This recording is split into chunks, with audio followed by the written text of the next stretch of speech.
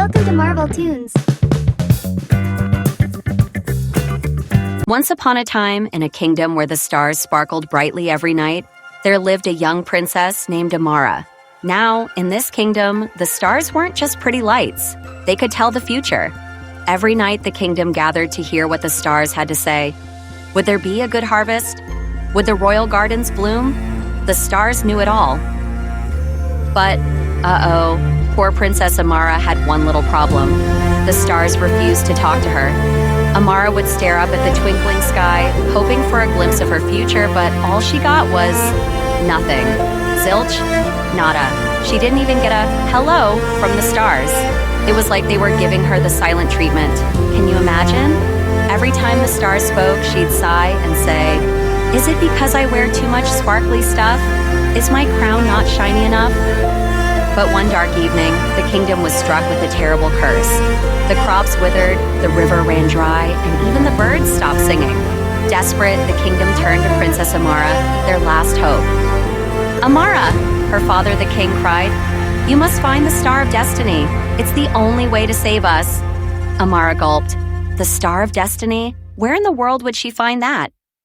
But with a deep breath and a little dramatic flair, because, hey, she was a princess, she declared, "I'm going on an adventure. The stars will not defeat me."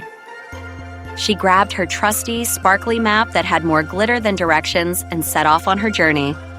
Along the way, she met many strange and funny creatures, like the sassy cloud that kept telling her, "You're heading in the wrong direction, princess, but nice shoes." Or the moody owl, who refused to help her because it was nap time. And yet, despite the strange encounters, Amara kept going, determined to find her way.